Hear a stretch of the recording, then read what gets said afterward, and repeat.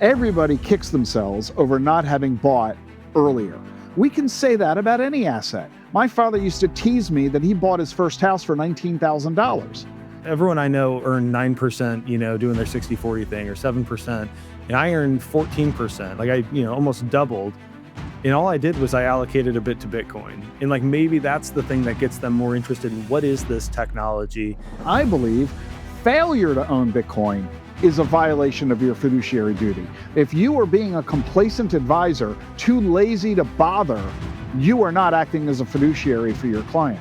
I think about the people who don't have assets to keep up with inflation, and every month, their grocery bill gets harder and harder. We could get to a balanced budget. We could have a beginning of debt reduction if the economy grows enough. To me, the only real opportunity for that to happen is Bitcoin.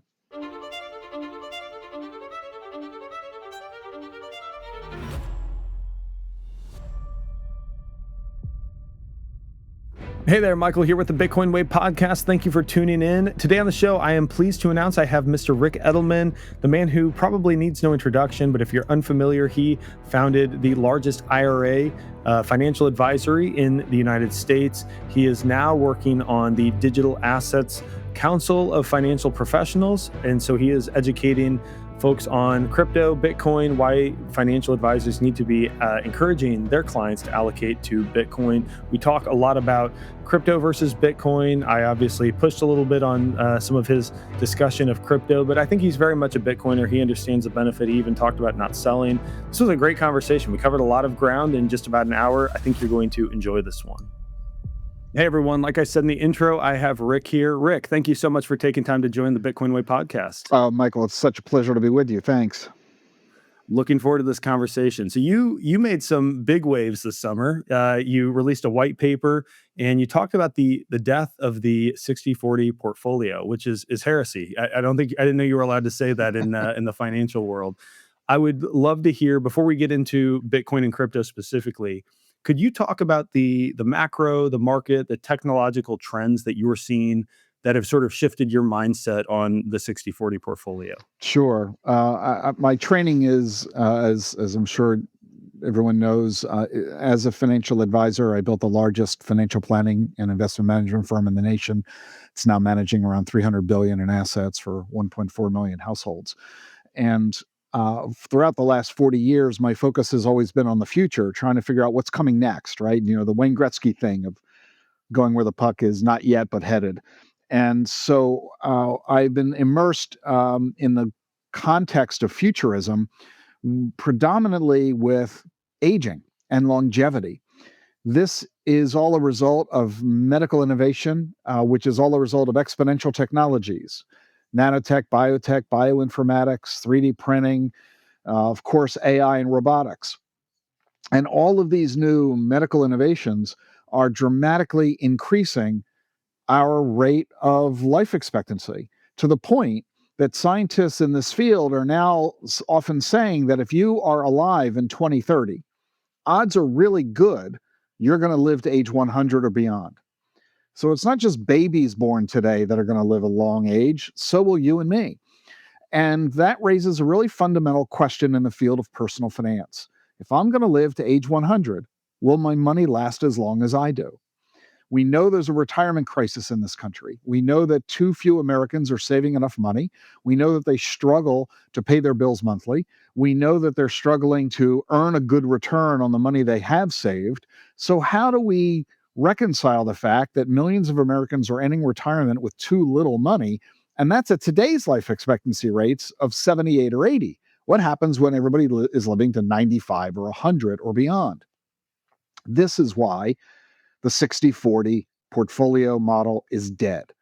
The 60-40 has been built, it's been around for decades, ever since I've been an advisor in the 80s. 60% stock, 40% bonds. The attitude has always been, you go with a 60-40, and as you get older, you begin to reduce the equity allocation. You reduce your exposure to stocks from 60 down to 50, then 40, 30, 20, so that by the time you're in your 70s, you have very little money in stock, because in your 70s, you don't have long to live, you can't take big risk, make sure your money is safe.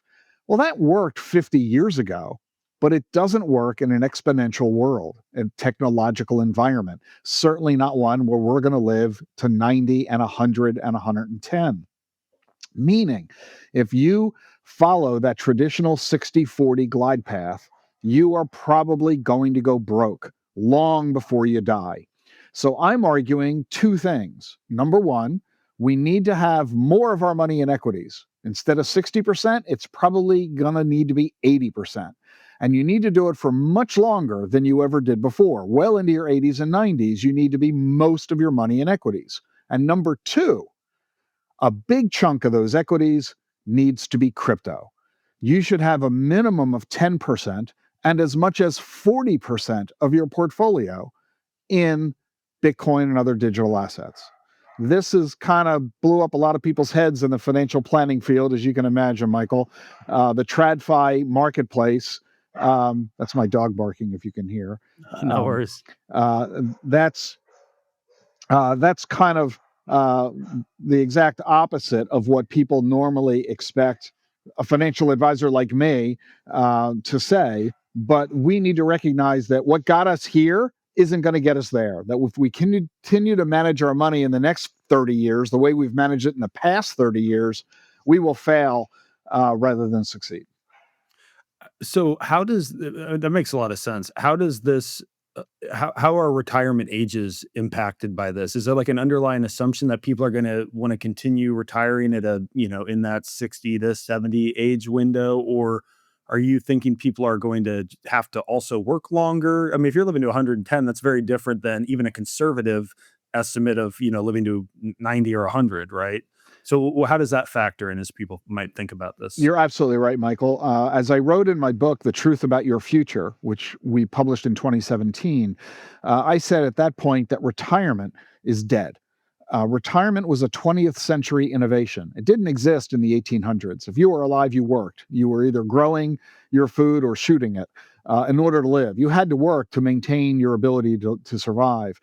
In the 20th century, in the 1900s, thanks to the Industrial Revolution, people moved from the farm to the factory, and the notion of getting a pension came up, allowing you the opportunity to retire and still receive a monthly income.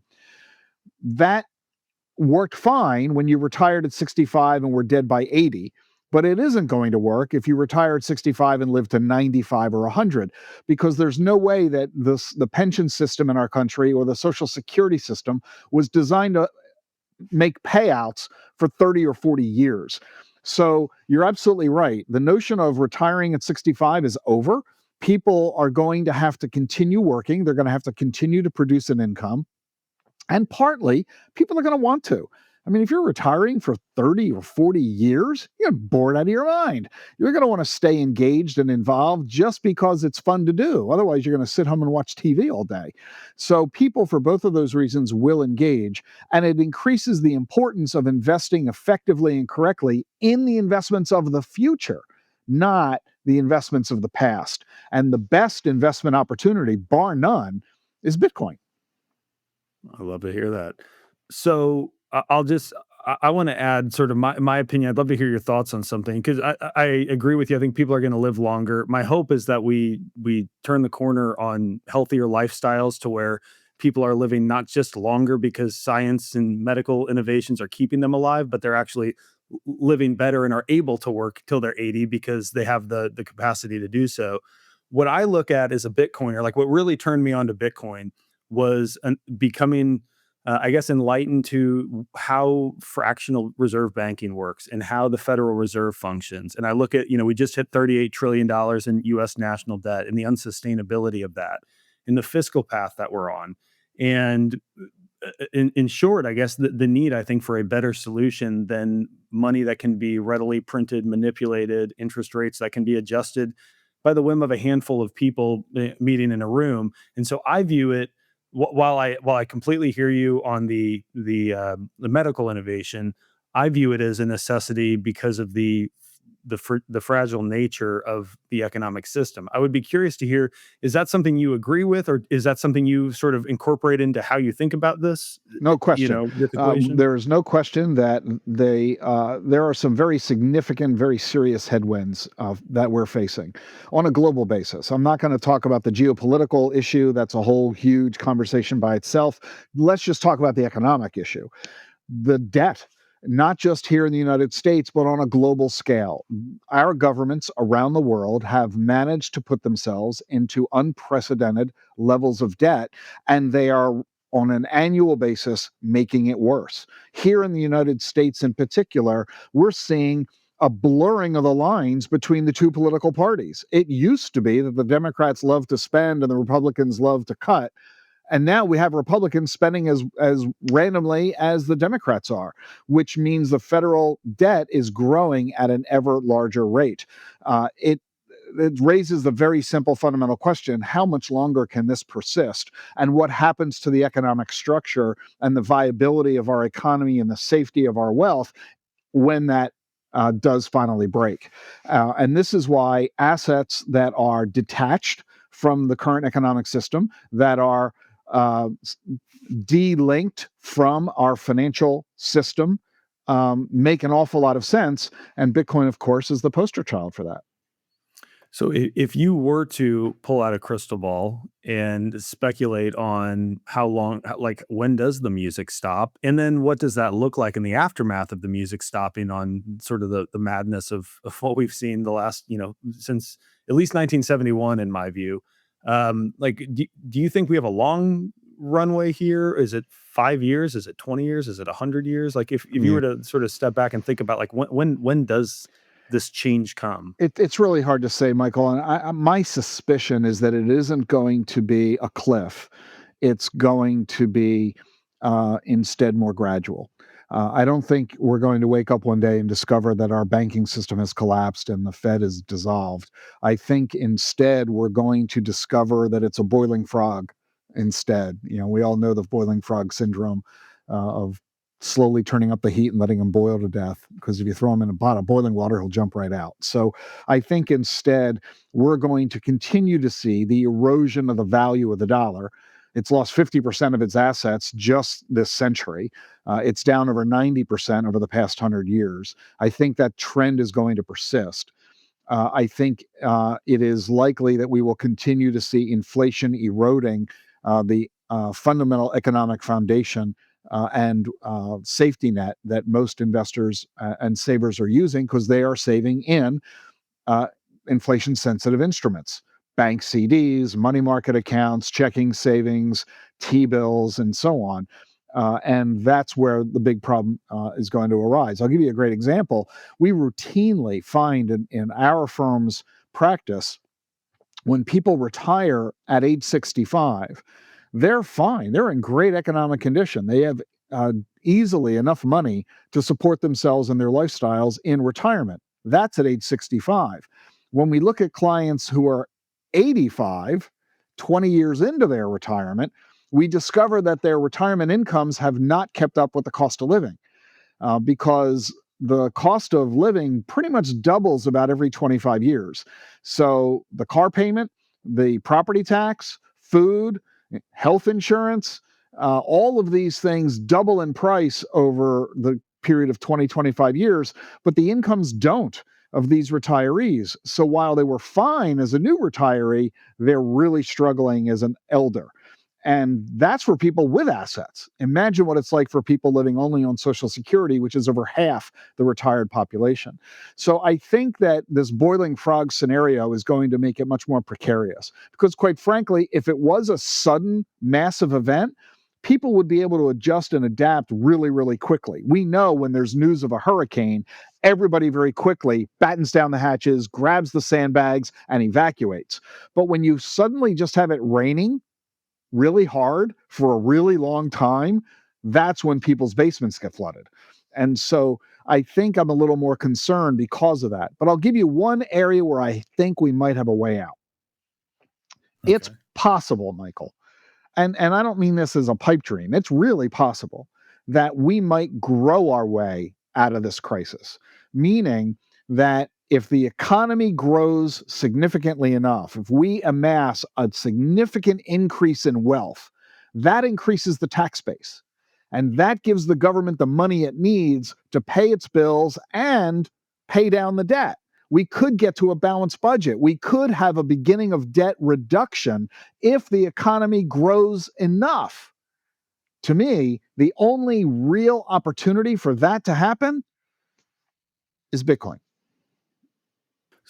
So, because to me, I hear you. To me, it does feel like a pipe dream.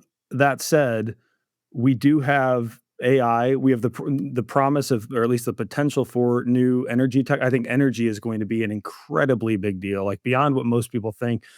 The one of the challenges, like working in Bitcoin and trying to educate it in the space is, it feels like so many people are asleep at the wheel. And I think it's so valuable that you've come out while most financial advisors are completely asleep at the wheel, that you've come out and at least begun to change the conversation within like the traditional finance space, that this needs to be something that's on people's radar. But it's such an uphill battle. And I think most people don't understand fractional reserve banking, how money is printed, what, like they've heard this, trillions of dollars of debt for so long, and nothing has blown up, so to speak. And so there's no recognition that, maybe it's boiling frog, but like maybe at some point we do just run it, like the government just has to print, and we see inflation well beyond 9% or anything that we've seen before, because the only option, if they want to not default on the debt, is going to be to print money. And that's, I think, a base case that a lot of people, at least in our space in Bitcoin, have. So I don't know. I don't know if you have any further comment on that, Well, but I hope you're right. I hope you're right. There are a lot of nuggets in what you've said. For example, not just Bitcoin, but so many other industrial areas of exponential technologies, AI, robotics, the energy sector, as you cited. We are going to see massive innovations in all of these areas. We're going to move from people driving cars to robots flying our cars on our behalf. And this is coming within the next decade. Quantum computing is going to be something that is very tangibly of value to us in business and consumers within the next decade. The changes are coming at an unprecedented rate, and all of these things have a really tremendous opportunity as an investor. The reason I didn't cite them compared to Bitcoin is that it's really hard right now for you to make an investment in a VTOL, in a vertical takeoff and landing vehicle. It's really hard for you to invest in an AI company. It's really hard for you to invest in solar energy companies. And that's a challenge because of the way business operates today. But it is easy, very easy, for you to buy a Bitcoin or a fraction of one, a Satoshi. And this is my point, is that Bitcoin is unique not merely because of the outperformance we're expecting it to produce over the next decade, but because it is so accessible to ordinary retail investors and consumers. And so I'm hopeful that all of these trends are going to come together and coalesce with government support and corporate engagement that is going to allow us to get to the next level. Because otherwise, I think we might have a pretty significant challenge ahead of us. Yeah. Well, I love and appreciate your optimism, because we spend a lot of time focused in on all of the bad things that are happening when it comes to debt. And, I think about the people who don't have assets to keep up with inflation. And every month, I mean, their grocery bill gets harder and harder. And I think that's maybe my biggest concern, is that, the 50% or so of people who are already struggling to make ends meet, who don't own assets to keep up with inflation, are at some point going to wake up and realize, I'm not alone in this. Like, this isn't just my battle. This is, all of my neighbors are struggling. We have whole pockets of cities that are struggling, and that there's going to be, and I hope this doesn't happen, but civil unrest, or I don't know, something to that effect, that maybe is a catalyst for change. But I don't want to, at the risk of sidetracking us, I'm curious. You've been doing this a long time. What was the last? I could guess it's probably like the .com era. But what was the last time where you had like a fundamental shift in your philosophy, the way that you have with crypto? That's a good question. We probably made our last innovative shift which was coincident with Bitcoin, with the broader array of exponential technologies. And this was in 2012. That was when I was, in fact, introduced to Bitcoin. I'm involved in Bitcoin since then. And that is when we really began a deep study and analysis of exponential technologies, because it was at that stage that computer technology was really reaching the knee of the curve. We know how exponentiality works, how money doubles, and that it looks like it's flatlining for a long time, but then it suddenly takes off like a hockey stick. And that knee of the curve, where it starts to really angle up, began to occur around 2010. And it took the internet that long. It took computer technology that long. Think of Moore's law, where the price of computers drops by half and the power of computers doubles about every 18 to 24 months. And it allowed computer technology to get to the point around 2010 where we were beginning to see massive tangible improvements in capabilities, to the point where we saw some really exciting things coming. And so I began telling people in 2013, 2014 to buy Bitcoin. I created the Digital Assets Council of Financial Professionals in 2015. I launched my book, The Truth About Your Future, a deep dive into Expo Tech, in 2017. And I created the XT, the Exponential Technologies ETF, with BlackRock and Morningstar in 2017 as the very first Exponential Technologies ETF for ordinary retail investors, because I recognized this was an investment opportunity that had never existed before and was going to be unprecedented in its ability to deliver above average returns at below average risk. Exactly what that fund did for the next 5+ years. So we now see a similar pivot point with crypto. Bitcoin was largely ignored for the first 5 years. It was lambasted and criticized for much of its history. But we have had a sea change, as we all know, the knee of the curve, with the election of Donald Trump in almost 1 year ago. That clock is never going to get turned off. We are never going to go backward. We are only just now at the very early innings of this. And so it all began, I would say, in 2012 with my exploration of exponential technologies from an investment management perspective. Okay. Well, kudos to you. I didn't realize the Digital Assets Council was in 2015. You're a decade old, so you really were early on in this. So you mentioned the crypto allocation recommendations. So I mean, this was kind of the headline news: 10% in a conservative portfolio, 40% in a more aggressive portfolio, somewhere in between for anyone else. And I'm curious. I guess there could be a few questions in here. So one would be, how did you sort of land on that range? And then I suppose majority of what you're displacing is equity allocation into a variety of potential crypto investments. And we'll talk about that in a minute. Could you maybe describe how you landed on those numbers and how you see that functionally? What does the portfolio now look like? Is it 40% stock, 40% some sort of crypto, and then 20% bonds, or is it something else? Yeah, that's exactly right. For an aggressive investor, 40/40/20 is the ratio. 40% in a broad-based stock allocation, 40% in a broad-based crypto allocation. We can talk about what does that really mean, and 20% in fixed income, largely cash and more liquid assets for liquidity needs, income needs, etc. That's for an aggressive portfolio. And why 50/50 in the equity piece? Why half of it stock, half of it crypto? Uh, or on the conservative portfolio, instead of 40/40/20, that would be 20% still in fixed income, 10% in crypto, and then the other 70% would be in equities. So why is that? It's because of two things. Number one, we recognize that Bitcoin remains a very volatile asset. And here, I'm not worried about volatility from a fundamental investment perspective. Volatility doesn't scare me, but I'm an investment professional with decades of experience. Most investors are not. Most investors have not been doing this for very long. They're not very good at it. They don't pay a lot of attention to it. They have very little training in it. And most people, let's face it, act emotionally rather than rationally.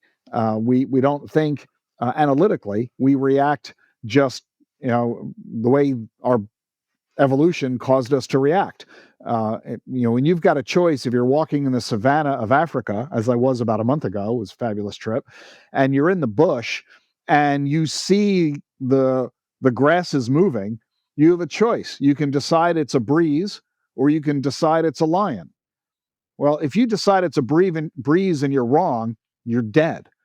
And this is why humans have evolved to say, if I see that grass moving, I'm running. It's the fight or flight. And so people have that attitude with their investments today. If I see a decline in the price, I'm going to sell and run as an emotional reaction to defend myself. Well, that's understandable when you're confronted with a lion in Africa. I'm not sure it makes sense as an investor on Wall Street, because we know that the volatility isn't going to kill you. In fact, if you know how to use it to your advantage, it can be a very profitable strategy for wealth building. So I'm not worried about Bitcoin's volatility because of its volatility. I'm worried that the volatility may scare you out of it. Remember, I'm not dealing with people like you, Michael. I'm not dealing with Bitcoin maximalists. I'm not dealing with people who really understand what they're doing and why they're doing it and how they're doing it. I'm talking about people that are just trying to save for retirement, and they don't really understand the world of investing terribly well, and they don't understand the best way to do things and how to make it work for them long term. And I'm worried that if they have too heavy a Bitcoin allocation, and then they experience volatility, it could scare them out of it at the very wrong time. And instead of making money, they'd end up losing money, defeating the whole purpose. So if you have a 80-20 portfolio where 80% is risk assets, 20% are T-bills, in that 80, if 10 of the 80 is Bitcoin, I think you'll be able to tolerate the volatility because it's only $1 out of $8. And I think you can handle it and you'll live with it, and you won't allow the emotionalism caused by volatility to interrupt your efforts. If you have a higher risk tolerance, which is usually a result of people having more experience, they can tolerate volatility more, which means they can take that 10% and move it up all the way up to 40% or half of their equity exposure. Are you still are your RIAs, are they continually rebalanced? So let's say you got a client into this sort of a 40-40-20 portfolio. Are they proactively reallocating and right sizing the portfolio to maintain that 40-40? Like are they, hey, Bitcoin, if Bitcoin ripped to, 250,000 over the next 6 months, are they going to sell and diversify back into, get back to 40-40? Are you saying, hey, let's keep the winners, and so it kind of shifts as you go? Or like how conservative are you on like the more aggressive portfolios, I guess is maybe a way of framing it. So let's be clear. Let me draw a bright line. I am not involved in the day-to-day management activities of the firm I founded. They are not doing aggressive crypto allocations, the last I heard, nor are most financial advisors. And I don't really know of any who are recommending a 40% allocation to any of their clients. There probably are some out there somewhere. I haven't met them. Most financial advisors who are engaging in crypto are doing low single digits, 2 to 5% of their overall portfolios, which is translating, if it's a 60-40 portfolio, that's translating of the 60. If they're doing a 5% allocation, that's 5 out of 60, which is a pretty big portion of the equities, more in line of my 10% allocation for investors. I will say this: all advisors, including those at the firm I created, are very actively engaged in rebalancing. Rebalancing is a very important element of proper portfolio management because it helps to smooth out volatility and turn it to your advantage. When you engage in rebalancing, you're selling assets when they outperform, which means you're selling high, you're capturing the profit. And when those assets fall in value due to volatility, you're buying them while they're down, enabling you to lower your average cost, helping to improve your future profits. So rebalancing is a brilliant idea. Every financial advisor I know who's any good does it and does it routinely, but it raises an interesting question. Should you, in fact, rebalance a portfolio that includes Bitcoin? And here I got to be honest with you, Michael. I've never rebalanced out of my crypto because rebalancing has one disadvantage. It does have you sell periodically because it rises faster than other assets. And that means you're going to sell some of your Bitcoin because it's outperformed. My personal view is that I believe Bitcoin is going to continue to outperform other assets so dramatically, I'm unwilling to rebalance out of it, which has contributed to my being overweighted in Bitcoin because of my bullishness about it. Am I recommending that?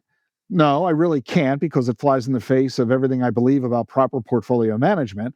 But for me and my circumstances, I'm willing to tolerate the deviation. Yeah, I think that makes a lot of sense. I shudder at the thought of selling my Bitcoin, so I can certainly relate. Okay, so here's where I may play a little bit of devil's advocate and prod a little bit.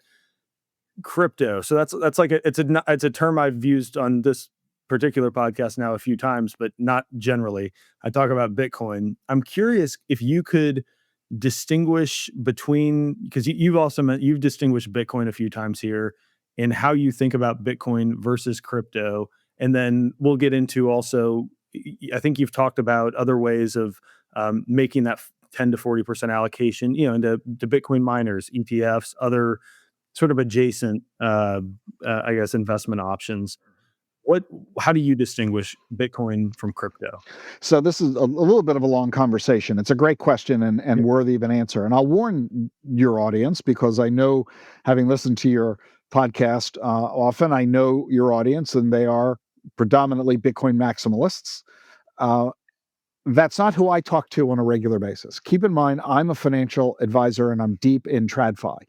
Most of my time is spent with the financial advisory community, the RAAs, the asset management firms, the ETF providers, and such, working with them, training them, helping them build their businesses, helping them understand crypto, and so on. I don't talk to Bitcoin people because they already know what I have to say. So here's my message. Here's what you need to understand: what I say, why I say it, and who I'm saying it to. First, there's Bitcoin, and then there's everything else in crypto. So Bitcoin kind of stands alone as a store of value. It's not only the oldest and largest and best known, it really has no competition. There's nothing out there in the world of crypto that does what Bitcoin does as well as Bitcoin does it. And I don't really see anybody on the horizon coming along that might displace that, certainly not in the foreseeable future. So it's easy to say, why don't I just buy Bitcoin, check the box, call it a day, move on? I won't disagree with that. You can certainly make an argument for that.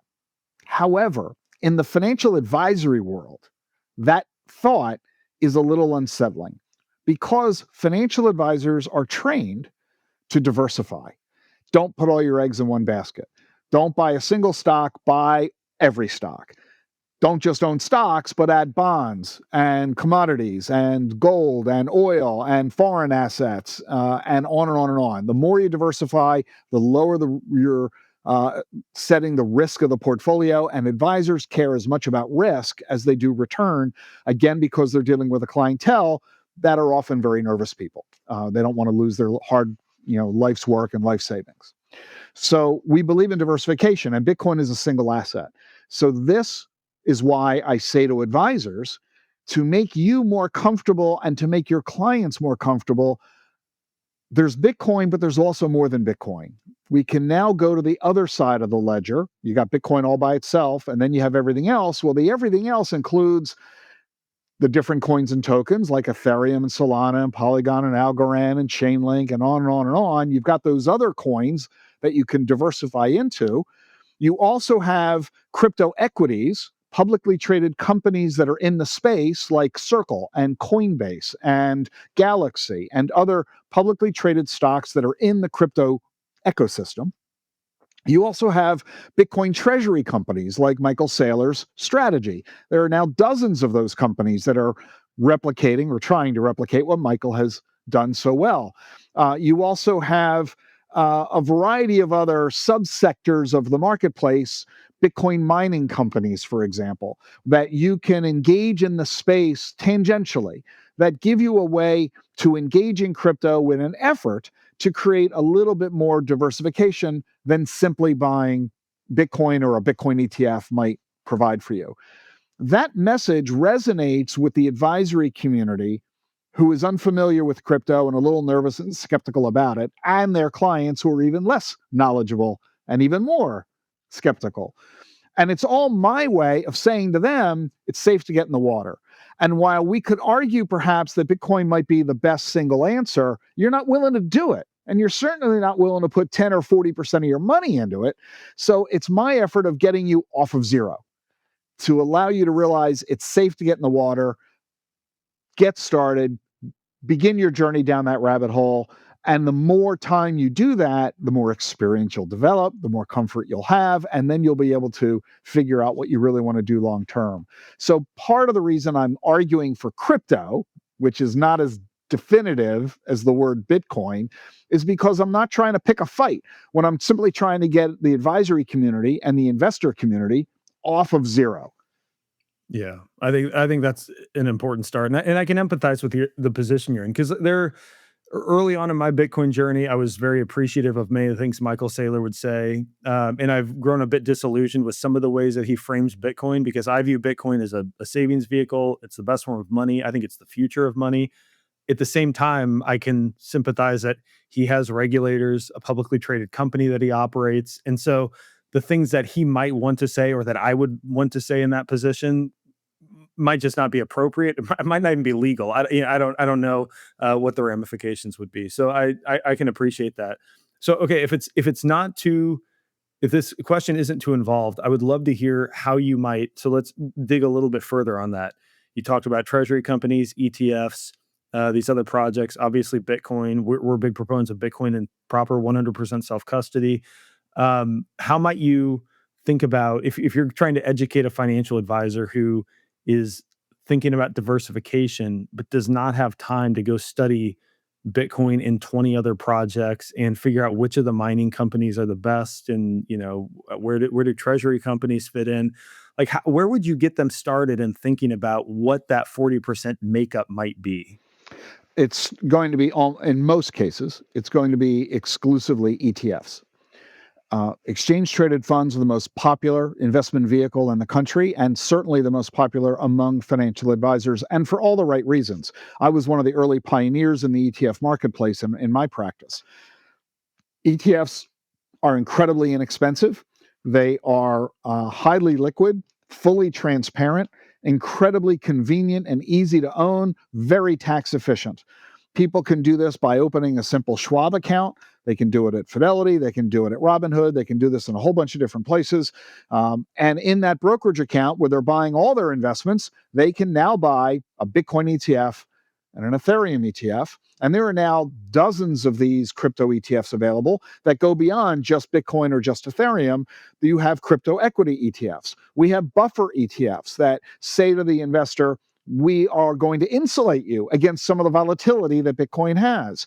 There are leverage ETFs, which will say to some investors, we'll let you earn 2x the returns of Bitcoin instead of just one if you're really aggressive. We have income earning ETFs where we're doing options trading to generate income. One of the criticisms of Bitcoin, there's no income. Well, now there is through options trading. And in the case of Ethereum, staking. So you can generate income off of crypto. So my attitude is I'm not really terribly concerned about which of the ways you do it. I simply acknowledge that in the investment advisory world, they don't want to reinvent their technology stack. They don't want to have to retrain their staff, and they don't want to have to reculturalize their clients merely to allocate to crypto. So they want to do it as easily, painlessly, simplistically as possible. And for them, that usually translates to the ETFs. And it gets the job done. Now, is it ideal compared to your approach of buying it directly and storing it in a cold wallet? No, I won't argue with you, but I'll simply say we're not going to get most of America to do what you're doing. Yeah, I think baby steps. It's that step in the right direction, and hopefully it sparks. I don't know if you probably have seen this. I remember listening to a podcast or two a couple of years ago, and I heard something to the effect of, if you invested 2% of your portfolio in Bitcoin and kept 98% in cash for 4 years, any 4 years over the life of Bitcoin, you would have outperformed the S&P 500, or at least met the same returns. And I think when a lot of people would hear that, it would kind of go over their head, I suspect. But when you're watching it happen in your portfolio, you begin to realize what's going on. And my hope is that what you're describing here, even if you take what I would consider a suboptimal approach to allocating to Bitcoin, it's just like it lights that fire of interest in wait, why, like my friend, everyone I know earned 9%, doing their 60/40 thing, or 7%, and I earned 14%. Like, I almost doubled. And all I did was I allocated a bit to Bitcoin. And like, maybe that's the thing that gets them more interested in what is this technology. And they might find it less intimidating than they would have suspected. Yeah, I'll give you two thoughts on that. One good, one bad. The good is you're probably right. I've never looked at the data, but just in kind of off the top of my head, you're probably right. Any given 4-year period, it probably has outperformed. That's the good news. But here's the bad news. And a lot of folks in the crypto community don't understand this.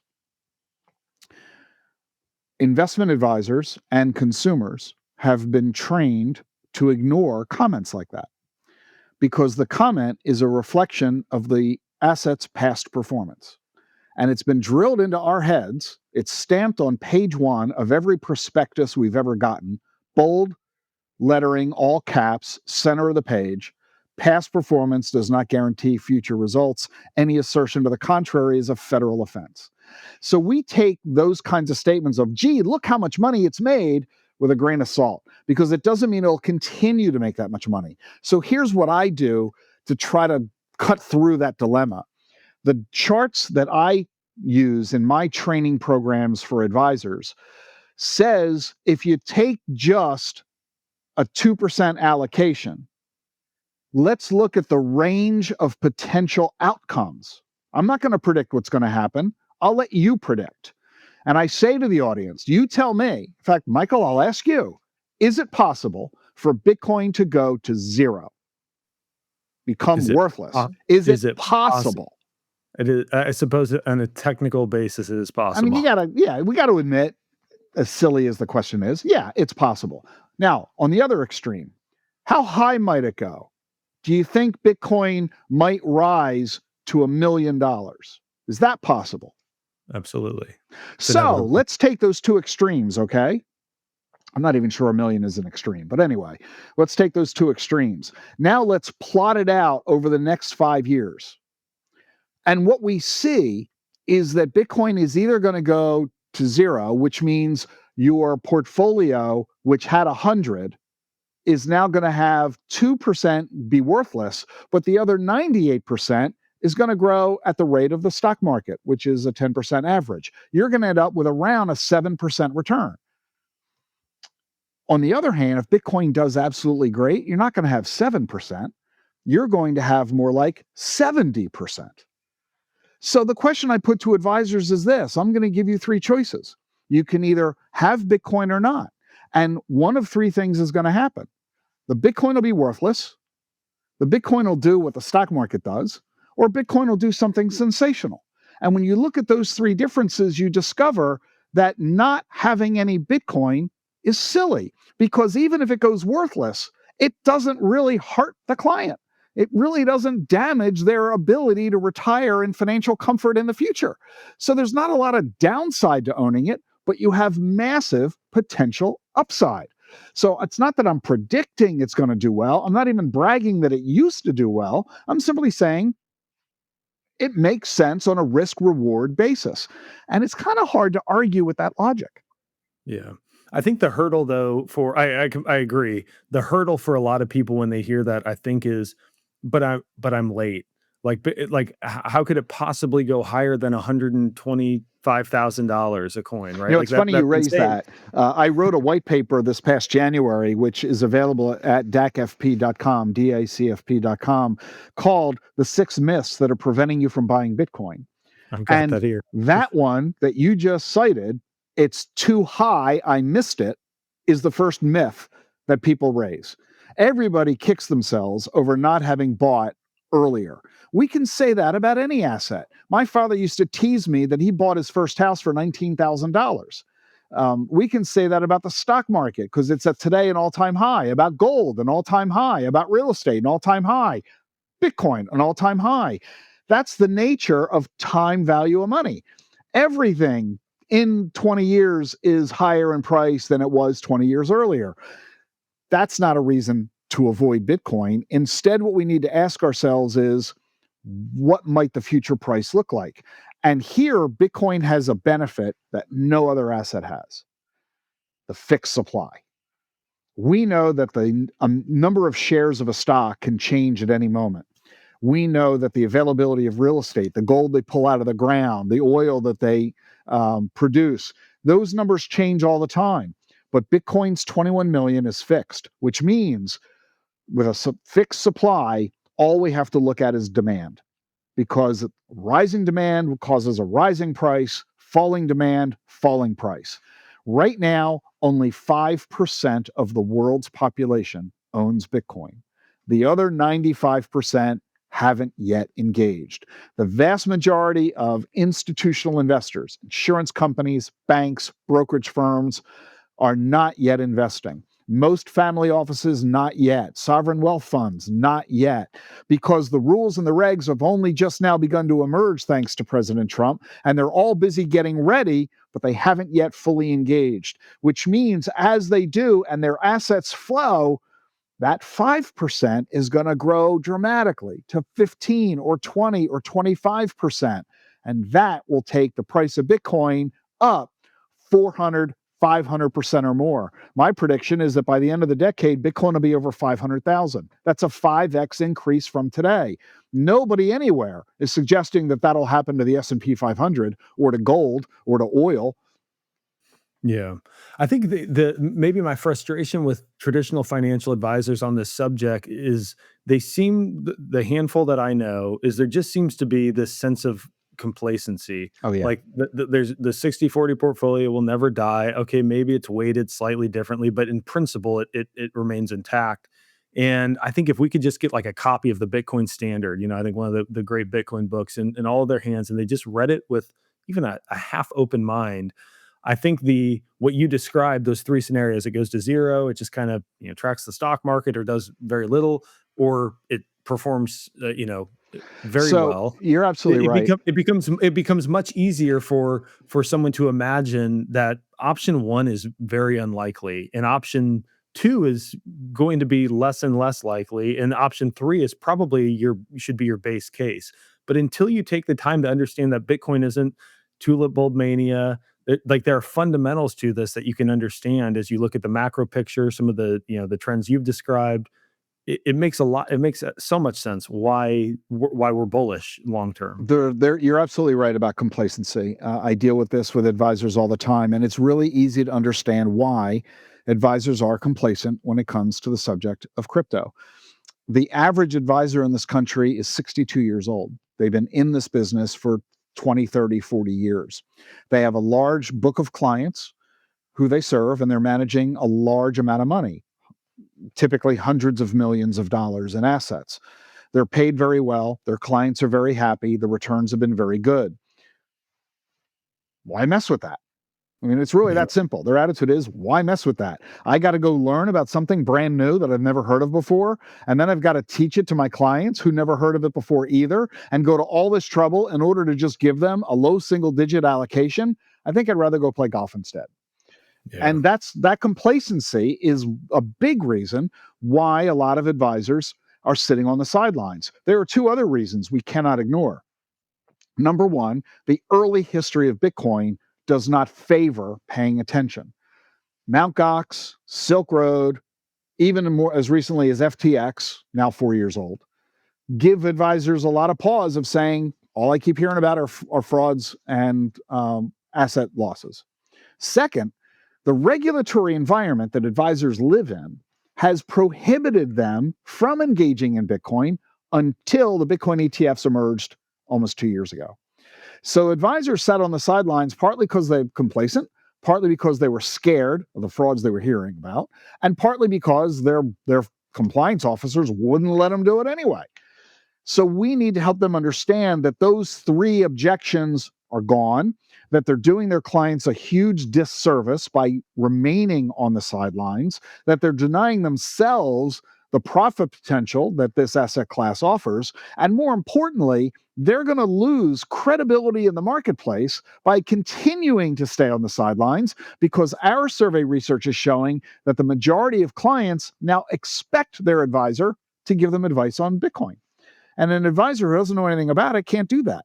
So we are getting more and more advisors turning to us for our education. We offer the CBDA professional designation, certified in blockchain and digital assets, that teaches advisors all this so that they can engage with their clients, shows them how to do it and how to communicate with clients in a way the clients want to hear it. And it's a very effective program used by advisors and brokerage firms around the country. I'm doing a 2-hour keynote presentation at Charles Schwab's annual advisor conference in 2 weeks in Denver, because advisors are behind the curve. And as you said it right, it's because largely of their complacency. And they will die on the vine if they maintain that attitude. Yeah. So I hear you. That's my biggest sense. At the same time, I can also empathize with the lack of regulatory clarity, and you have to be more cautious. You can have licensure revoked, and that sort of thing. Um, if you were still working and operating day to day with Edelman Financial Engines, would you have to be more cautious in how you've approached this with like this topic on podcasts, in the white papers you've written, starting this other organization to educate? Like, if you were still operating primarily as someone who was like a voice to financial advisors the way that historically you have been, would you need to be careful in how you approach this, or could you No. say what you're saying? No, I would not have to be any more careful. I mean, I've been doing this for 40 years, running Edelman Financial. I was a principal, a licensed principal with FINRA, and of course, licensed the SEC. I was a FINRA arbitrator. I used to be one of the judges people would go to hearings for when they felt they got ripped off by their advisor. It's compliance is so ingrained with me that everything I still say and do, I am convinced is fully compliant. That's not the issue. A lot of people are very fearful about compliance, but unnecessarily so. The SEC and FINRA are not objecting to crypto. They have the same concern about crypto they do about any other asset, whether it's a stock or a bond or real estate or a mutual fund or an ETF. They want to know that you have full disclosure, that you are transparent, that you are avoiding conflicts of interest, and that you're disclosing conflicts that you cannot avoid. And as long as you're doing those things, you're free to do whatever you need to do. You just need to be able to show the regulators that you are acting properly, prudently, and in the client's best interest as a fiduciary. Investing in crypto is not a violation of your fiduciary duty. In fact, I would turn that upside down. I believe failure to own Bitcoin is a violation of your fiduciary duty. If you are being a complacent advisor, too lazy to bother, you are not acting as a fiduciary for your client. And I could argue that a 10% allocation is much more fulfilling as a fiduciary than a zero allocation. So I would not have any concern what I'm saying, how I'm saying it, whether I'm licensed or not. I completely agree with you, and that makes sense.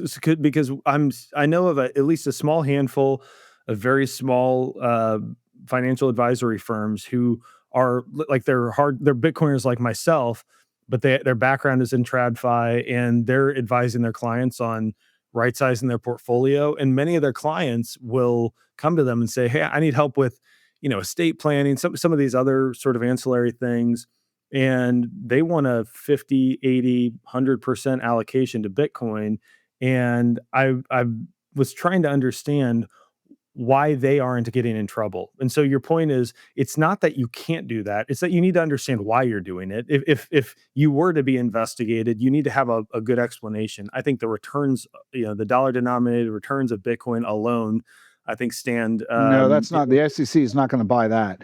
You can't give me. What do they care about? Like I said, past performance doesn't guarantee the future. So you can't say I gave the client a 100% Bitcoin portfolio because over the last 10 years it did so well. That won't work. What you have to show is that it is in the client's best interest relative to their circumstances, their goals, their risk tolerance, and their overall objectives.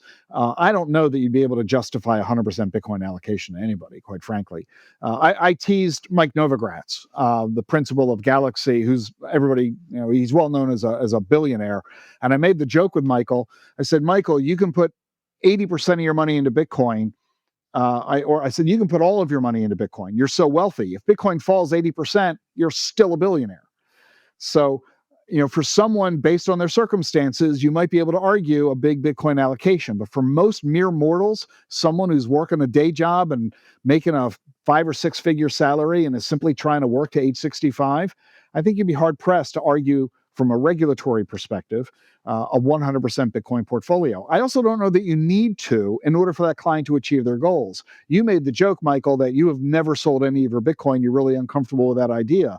Well, the day's going to come when you're going to want to buy a house, pay for a kid's college, or your mother's medical emergency, and you're going to need to sell your Bitcoin in order to come up with the cash for that bill, unless you go borrow the money, which you may well do. So, life gets in the way is all it comes down to. People say in the long run, everything makes money. Well, in the long run, we're all dead. So we might as well take advantage of the money while we're alive. What I will say is this. Yeah. There's another reason why the complacency exists. And this isn't at the advisor level. This is really important. This is at the firm's compliance officer level. The CIO and the CCO, the chief compliance officer and the chief investment officer. Both of these professionals have been doing what they're doing for decades. They're highly trained, highly skilled, and lots of experience. And they're the two gatekeepers. The investment officer determines what investments the advisors can offer, and the compliance officer determines whether they can do it, and if so, what guardrails exist. How much can they do? Which clients can they do it for? What disclosures do they have to give? And so on. These two gatekeepers usually say no. Why? It's not because they're complacent, and it's not because they don't like Bitcoin. It's because they're afraid of losing their jobs. If they say yes and Bitcoin blows up, they might get fired. And they're predominantly worried about job security. Can't say I totally blame them. I get it in a big corporation. The small little advisor you described, who's running his own shop, who is the CIO and COO of his own little firm, he can do whatever the hell he wants. But if you're going to go to a big firm that has billions of dollars in assets, hundreds of employees, and tens of thousands of clients, they are concerned about their reputational risk and their job security. And that is what is preventing a lot of them from saying yes to Bitcoin, as sad as that is. Yeah, no, it does make a lot of sense. I understand that they have families and people that they need to protect as well. It's just sort of an unfortunate reality, the oversight that they face. And by the way, my stance on selling my Bitcoin is my hope is that the day that I need the thing, I'm able to spend my Bitcoin. I would much prefer if we, in 20 years from now, I want to, you have a big medical bill, or I have, something I want to buy. I have the ability to just say, here, I'll send you some sats, counterparty risk free, no intermediaries. I think that would be a beautiful thing. So that's the future I'm trying to build with our company here at the Bitcoin Way, and we'll see if we get there. So Ric, we're running out of time. I told you I've got a bonus question I ask everyone, and I can't imagine you'll struggle with this. But what is an unpopular opinion you have? Bonus points if you offend some Bitcoiners with it. Yeah, I gave a speech at Bitcoin 24. People didn't pay a whole lot of attention to it because Donald Trump was doing his thing there. And I did offend the audience when I said this. And of course, that room is filled with Bitcoiners. Bitcoiners, I love you folks to death. You have pioneered and paved the way for everybody else. God bless you. But at this stage, some of you are now in the way. You are preventing the actual very growth, development, and adoption that you claim to seek.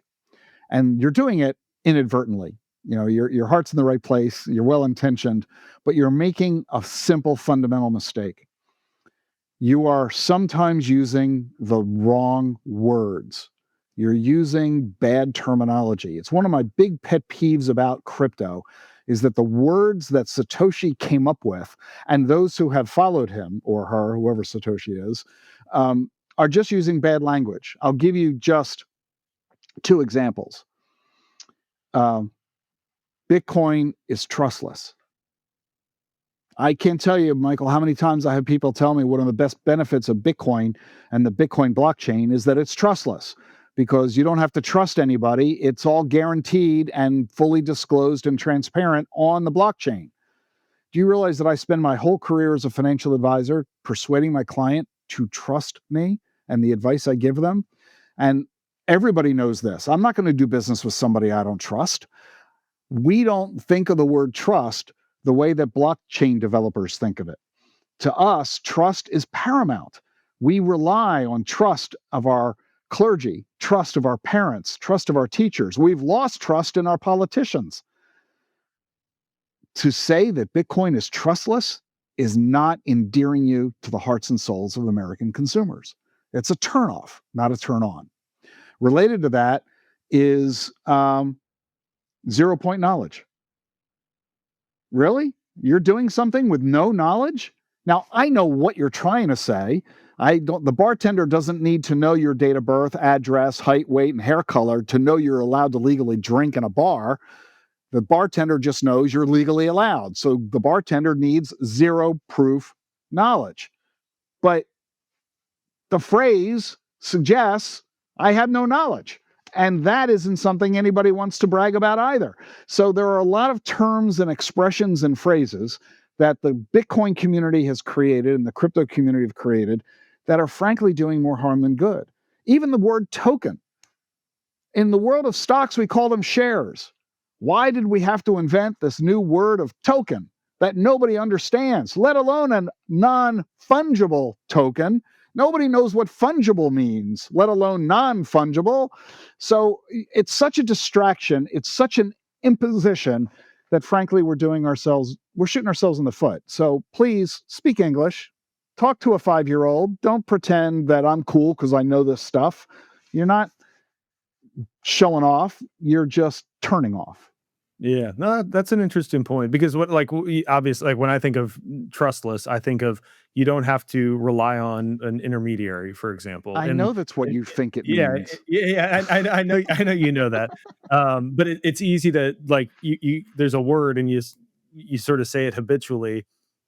We need to be tactful when it's one thing when we're talking to Bitcoiners who we're all on the same page and we appreciate self-sovereignty and the trustless nature of Bitcoin. It's a very different thing when we're talking to folks who rely on trust in their communities and their relationships at their church, family, whatever, that it's not the way that maybe we sound like we're framing it. This So, isn't a problem unique to crypto. Doctors can't talk to their patients in plain English. The car mechanic can't tell you what's wrong with the car that you understand what he's saying. We talk in jargon all the time, and we forget that ordinary people don't know what we're talking about. When I tell somebody that the expense ratio is 50 basis points, what the heck's a basis point? As opposed to saying it's 0.5%, yeah. So we make that mistake all the time. We think we're showing off and showing our knowledge, but in fact, we're just turning people away. So please talk in plain English. You'll do yourself and crypto a whole lot of good. I think that's prudent life advice, not just when it comes to Bitcoin. So well said, Rick. Hey, I can't thank you enough for coming on. This has been an absolute pleasure. Appreciate what you're doing and appreciate you spending time. Do you want to tell people where they can find you? I want you to tell people about the Digital Assets Council for financial professionals and anything else. Yeah, DAC-FP is the preeminent organization that connects the crypto community to the TradFi community. We teach those of you in Bitcoin and crypto how to reach financial advisors who are the gatekeepers to America's wealth, controlling 2/3 of all the money in America. And we teach the TradFi community about crypto so that they will engage and allocate to Bitcoin and other digital assets. We offer the CBDA designation where advisors can prove to their clients that they've learned about this. We offer live events. We do probably 30 or 40 webinars a year. And I've written the Amazon #1 bestseller, The Truth About Crypto, which is a very deep dive, not just into what it all is, but equally understanding how it works for ordinary investors and for financial advisors. Truth About Crypto is available everywhere. And my white papers, both my 6 myths preventing you from buying Bitcoin white paper and my white paper on the death of the 60-40 and why you need to allocate 10 to 40% to Bitcoin.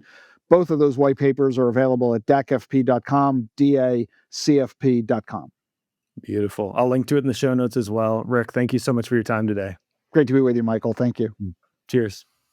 And that's a wrap. Again, hope you enjoyed my conversation with Ric. It was an absolute pleasure having him on. Go check out the Digital Assets Council for Financial Professionals if you're interested. And again, very cool having someone like Ric with his wealth of traditional financial knowledge beginning to bring people into Bitcoin and educating them on this subject. Of course, if you need help with Bitcoin in proper 100% self-custody, taking custody of it the right way, go to thebitcoinway.com/podcast. You can schedule a free 30-minute consult with a member of our team. We also help with digital privacy, so things like privacy phones, personal cybersecurity for your laptop, your mobile device. We have a Plan B residency option in Panama. Lots of great self-sovereignty services geared toward the folks who might listen to a Toxic Bitcoin Maxi podcast like this. Again, that's thebitcoinway.com/podcast. And of course, you can follow us on Twitter, X, whatever we're calling it. It's at @thebitcoinway_. Do me a favor, if you are enjoying the show, give us a like, subscribe, comment, share it with someone who you think might be interested.